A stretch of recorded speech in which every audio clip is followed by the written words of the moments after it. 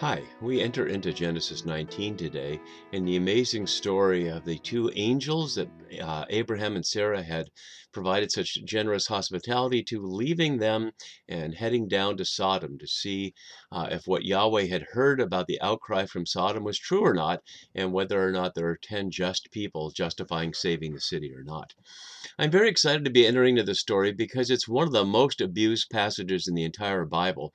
As I've noted earlier, I'm looking at chapter 18 and some of the themes and topics in these two chapters you can see on the right side of the screen.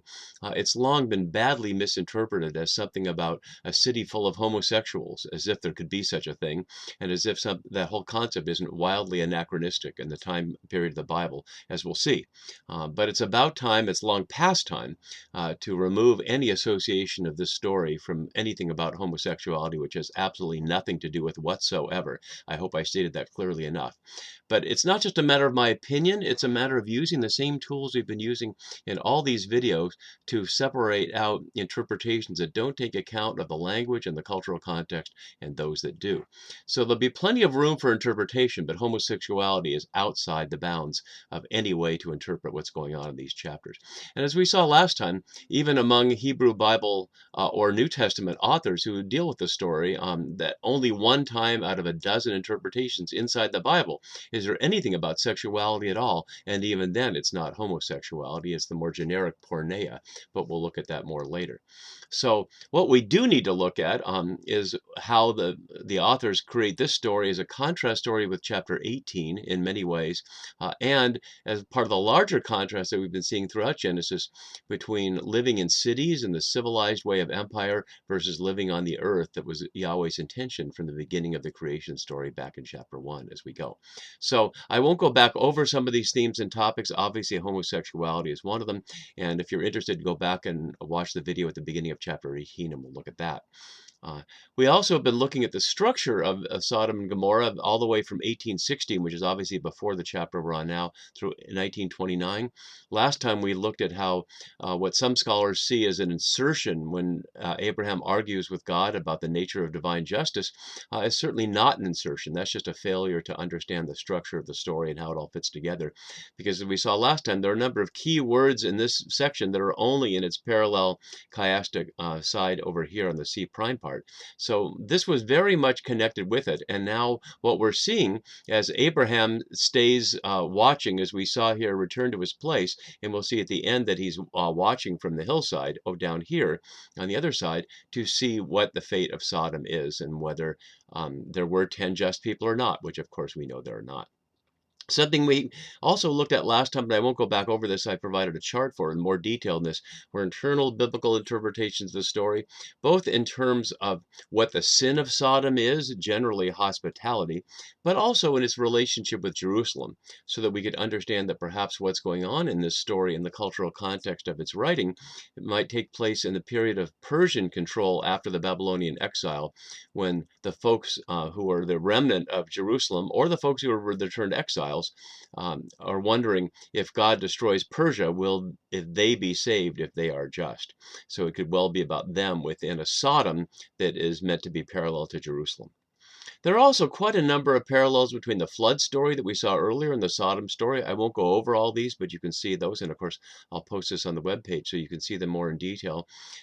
We saw back in chapter 9 that Yahweh promised never again to destroy the world by water, but that didn't mean, as we know from the great black writer James Baldwin, the fire next time, and this is the fire next time. So it'll be curious. It'll be described in terms of rain, though, that God will rain fire and brimstone down upon the city. So we'll see a number of parallels there.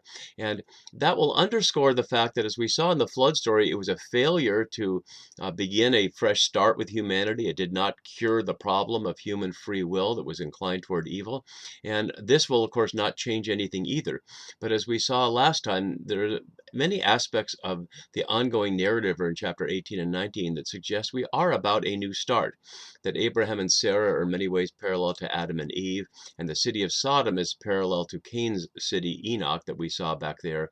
And we've seen that with a number of key words, the connection between Eden, obviously back in chapter 2 and 3, and Sarah's Edna, her abundance or moisture, as well as the fact that in the God's internal soliloquy earlier in in chapter 18, he referred to the grave sin of Sodom, which is the first mention of sin since Cain's sin. So as we look at this, we might imagine the Sodom story is somehow parallel to God's encounter with Cain in chapter 4. We'll watch for that as we go. And the first thing we get are angels. The two angels, as if we already knew they were angels, and we've been talking about them, but they were as if they were angels. But the text hasn't said that before. If we look at angels in Genesis, the only angels we've seen before was the angel of Yahweh, or messenger of Yahweh, who went to Hagar in the spring of water in the wilderness. And we saw that mentioned several times. As I've noted throughout, the word Malach in Hebrew for translated often angel, which actually comes from the Greek word for messenger, angelos, simply means messengers, and many divine messengers, malachim in the Hebrew Bible, are plainly simply messengers. They're not anything supernatural. Kings have messengers, and in my series in the books of Samuel, there are many messengers going forth between David and Saul and others, and nobody would think that those were angels in the sense of supernatural creatures. But as we already saw from art, from the visitors in chapter 18, and we'll see it in a moment with an image of Lot and the visitors at the table, Renaissance artists and others can't help but picture winged creatures here, and yet that's not the point. Certainly they're not meant to look any different at all. They're the same people that were described as men in chapter 18, and certainly Abraham didn't remark on them as if, wow, you have wings, and Lot isn't either. So that's a function of art that is certainly not consistent with the story itself. So another thing to be looking at is keywords, and there aren't a lot of keywords in this section, just the ongoing element of please, and we'll see a lot of please from Lot. We see please here, but we'll also see a bunch of pleases from him there, and we'll see more pleases from him here. So this is underscoring the fact that Lot is in need of help, even though the situation he's in is totally of his own creation. Something else we're going to be looking at, and I hinted at this earlier, and we'll look at it more in the details as we go, is the contrast between the hospitality provided in chapter 18 and what Lot provides here in chapter 19. The parts that are unique to Abraham are in green, and the parts that are unique to Lot are in red, and the parts that they have in common, or close enough in common, are in various colors. So you can see that as we go, but the main issue we're going to get to is the radical contrast in hospitality. And there are reasons for that, one of which has to do with the urban situation versus the rural situation, but it also has to do with Sodom in particular, as we'll find out as we go. Another aspect that we'll look at later, but I want to bring it up now, is the intertextual parallel between Genesis 19 and the hideous story of the rape of the concubine in Judges 19. So that will start, the first echo we'll see here is the question of being in the city square and someone begging someone not to spend the night in the square being a place of danger and violence. So we'll see that the almost not quite unique word for square here is certainly drawing an attention between these two stories, and we'll look at that more as we go later. And then finally, in terms of overview, we've been looking at just in terms of a list of inside and outside, but I wanted to have a graphic representation so we can see the layers of inside and outside that are going on here. So if we think of creation as the wide outside out here, and this is the city of Sodom, and then they meet in this gateway here, this one entrance, and we can recognize that just as we saw in the last chapter that Sarah was meditating and laughing about what might happen inside her body as she stood at the entrance to the tent, here we have Lot at the entrance to the city, which is in many ways a big womb. Sodom might or might not have been round. Many cities were round. That's one of the easier ways to make a wall is round. Babylon was an exception as a square, but that's geographically very difficult and challenging, and they had advanced geometry to be able to do it. So we don't know anything about an actual city of Sodom, but we're assuming it's circular or something like that. Then this blue part is the city of Sodom, and then the pink part is the Sodomites surrounding Lot's house here, and then the people inside Lot's house. So there's the question of the inside of their bodies in terms of rape and sexuality there. There's the house with its own door and the hands going in and out of the door, and then there's the people surrounding the house, surrounded by the rest of the city, but ultimately surrounded by God's creation. So we'll see the layers of inside and outside and how they represent maleness and femaleness in certain ways, but again, not homosexuality versus heterosexuality is just not part of what we're looking at here. So let's go back and have our overall chiasm here as we begin to enter into our story. So the two angels, and we saw last time that it said God returned. Let's just go back to do that. That Yahweh went his way. So now it's finally revealed that apparently all along, Yahweh was one of the two and the other two were angels. But whether Abraham knew that or we as readers knew that isn't clear. So now the two angels come to Sodom, and Yahweh goes wherever Yahweh goes in the evening here. Um, and as my note from Wenham suggests, people guessing 20 miles or so from Mamre to Sodom, we honestly don't know. But wherever it was, since they already had that meal that began to be prepared in the heat of the day and certainly would have taken a long time, as we showed in that video, to slaughter the calf and prepare it, etc., that it must be late in the evening now, or it's suggesting supernatural travel. As one of my authors down below notes, this is the time of day when vision is hazy in the evening, when things are unclear of what you're seeing or not. And of course, evening in the Hebrew Bible means a new day, as we saw already from the first chapter of Genesis.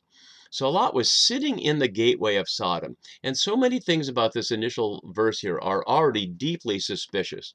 The gateway means not just a door, but a whole section. As you can see from this archaeological picture of a six-chambered gateway, which is very common in ancient cities. Each of these little chambers would have meant somebody you could meet there to change coins, or to buy supplies, or to have your ID checked if it was such as that, and various things going on. Also in the gateway could be justice. And so many times in the Bible, we see the poor widows at the gate of the city looking for justice. So why is he there? Why isn't he home with his family? We know he has a wife, although she's not mentioned till near the very end. We know he has two daughters who he pathetically offers to the visitors. So why isn't he at home in the evening with his wife and his daughters having dinner and watching TV and on Netflix like everybody else? But for some reason, he's sitting in the gateway. Um, there's certainly nothing about Lot that gives him any social responsibility for this. He's not an official in any way. We don't know that yet, but certainly nothing will be named that distinguishes him in any official role from everybody else. If anything, he's going to be distinguished by seeking to claim citizenship with the fellow Sodomites, and they reject it and say he came as a foreigner or as an alien. So everything about him being here in the gate is completely suspicious of why he would be there. But when he saw them, and let's have the comparison with the Abraham scene so you can see that more closely. When he saw them, he rose to meet them. Notice he didn't run like Abraham did. That was in the heat of the day, too. Now it's in the cooler part of the evening. He rose to meet them, literally to call upon them, and bowed down with his face to the ground. Notice it doesn't say that his face is on the ground, which would be a strange thing to do on a presumably paved city square where they're meeting him. But he bows down with his face to the ground. Curiously, the word being used here, which is a rare stem for bowing down, is even more respectful than Abraham's. But that won't last long, as we'll see in comparison. So, as Sarna notes, Lot, in offering hospitality to the strangers, had violated the norms of the society in which he lived, the first example in the literature of the world of the problem of the moral conscience of the individual in opposition to the collective concept of the group. Maybe. That's assuming that Sarna is right, that Lot is trying to avoid the norms of his city and trying to be more generously hospitable. That may be the case, or it may not be the case as things unfold, because what's at issue here, we see it a number of times in the Bible, is cities are suspicious of strangers. That's not just a prejudice, although it is a prejudice. They're rightly suspicious. The very nature of cities with their walls and kings and power is to provide some kind of violent threat of defense against strangers who might come in and loot you or attack you, take your food, take your wives, take your children, or anything else of value there. So we see a number of times where the Israelites do that themselves. They send a couple of their members ahead, especially during the Exodus sojourn from Egypt back to the Promised Land, to check out the next city ahead to see if it's safe. Sometimes they find giants and others, but to check out whether there's hospitality ahead or whether there's danger ahead. So it would not be surprising that somebody who shows up in a city at night would be suspicious, and that the city people should be suspicious of these strangers. But Lot, contrary to that, offers them hospitality, and he does it in this way. Please, he begins with please. It's one of the rare times when the New Revised Standard translates that, although it doesn't translate the behold, which it almost never does. So it starts with this strong statement, behold, please, sir, drawing attention to himself in relation to them. turn aside to your servant's house. And notice he refers to himself in the third person. I noted that in contrast with Abraham speaking of himself at some level, I, to Yahweh, so to highlight that he wasn't as reticent as some scholars have suggested. Certainly not as much as Lot is with the two angels here, refusing to say I, but speaking in the third person. So turn aside to your servant's house and spend the night. First here, but twice in the verse, as we can see down here, and we'll see another opportunity. Wash your feet, a standard invitation for visitors, and we saw the same thing was offered by Abraham over there. Then you can rise early and go on your way, which is to suggest he's not trying to trap them there and extract anything from them. That'll be an issue in the story in Judges 19, as we'll see. We do the comparison. I just note below here that the Hebrew is very rhythmic in K and M sounds here, as you can see in this, even if you can't pronounce it. Vahish kamten, vahalaktahem, hetem, ladarkethem. And so if that was being said outside, it might have, with someone whose Hebrew was better than mine, it might have a rhythmic invitational sound to it. But their answer is no. We will spend the night in the square. And as Wenham notes, their no is just as conventionally wrong as his offer was. As to see that Wenham's quote, we can see just as firmly dictated the acceptance of such offers of hospitality, giving another clue that something is wrong. To spend the night in the square Varkov here, only here in Genesis, but this is an explicit link with Judges 19. And the square would be a dangerous place in the same way that most folks visiting a city, big city, probably wouldn't want to sleep on the street downtown, but would prefer a hotel or an Airbnb or something like that, because out at night, the oddballs come out of whatever kind, whether that's prostitutes or drug dealers or robbers or whoever it might be, or just partiers. That's not where you want to be at night, Lot tells these visitors, as if they don't know such a thing. But they insist on spending the night in the square until he urges them strongly. So one could take their refusal as just polite refusal. Oh, no, no, please don't bother. But notice that they didn't say anything like that to Abraham back here. When he offered all that, they simply said, do as you have said. He didn't offer them the huge feast, of course. They would have had to say, no, no, that's too much. He just offered a little water and wash your feet and all the smallness before he came out with the bigness. But Lot is not offering anything big either. Spend the night, wash your feet. He's not even offering them any food or drink in the initial thing. And so maybe they think it's not good enough. But of course, that's not what happens, as we'll see. So we urge them strongly. And the phrase here for urging strongly is very strong. As Wenham suggests, perhaps he twisted their arm would be an equivalent English idiom.